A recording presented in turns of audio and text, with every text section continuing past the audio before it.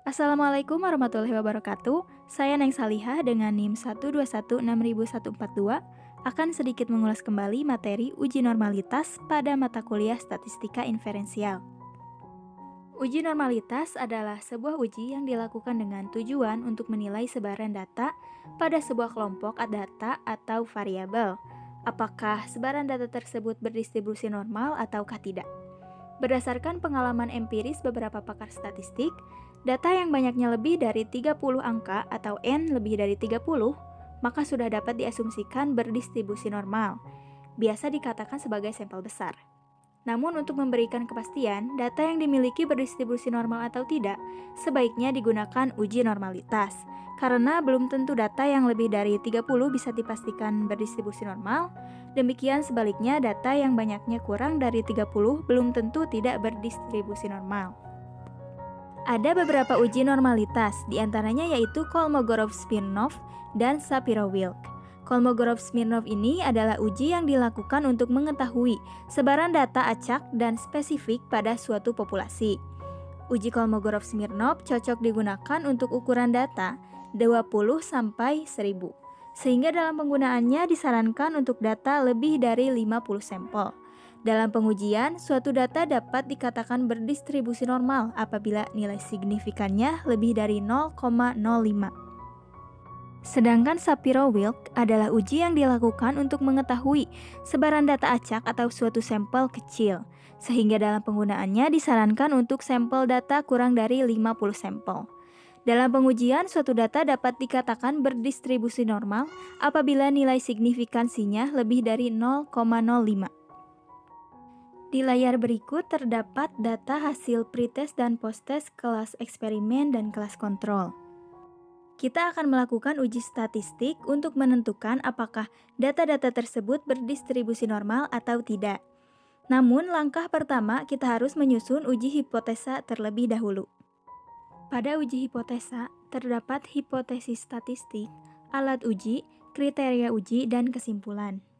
Hipotesis statistik terdiri dari H0 ditetapkan sebagai data berasal dari populasi berdistribusi normal, sedangkan H1 ditetapkan sebagai data tidak berasal dari populasi berdistribusi normal, dengan alfa 5% atau 0,05. Kemudian untuk alat uji yaitu uji normalitas Shapiro-Wilk, lalu kriteria uji, H0 ditolak jika nilai signifikansi kurang dari alfa yakni 0,05. H1 diterima jika nilai signifikansi lebih dari alfa 0,05. Kemudian kesimpulan. Sekarang kita akan beralih ke SPSS. Nah, di bagian data view kita masukkan semua nilai-nilainya. Di sini saya percepat saja supaya tidak terlalu lama.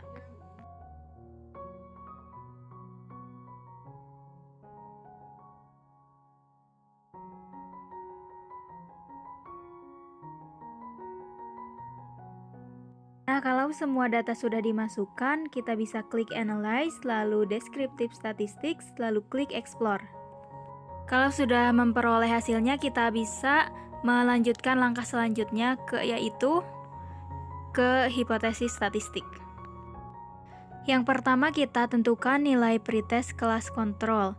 Di sini dapat diketahui bahwa nilai pretest kelas kontrol adalah 0,72. Sedangkan pada kriteria uji yaitu H0 diterima apabila nilai signifikansi lebih dari alfa 0,05. Itu berarti H0 diterima. Maka kesimpulannya adalah data pretest kelas kontrol berasal dari populasi berdistribusi normal dengan nilai nyata 5%. Selanjutnya, nilai pretest kelas eksperimen. Pada bagian di samping, nilai signifikansi dari pretest kelas eksperimen yakni 0,68. 0,068 lebih besar dari 0,05. Itu berarti H0 sama dengan diterima.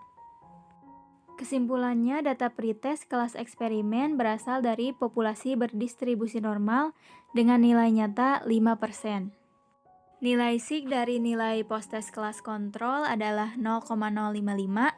Itu berarti H0 sama dengan diterima karena nilai signifikansinya lebih dari nilai alfa.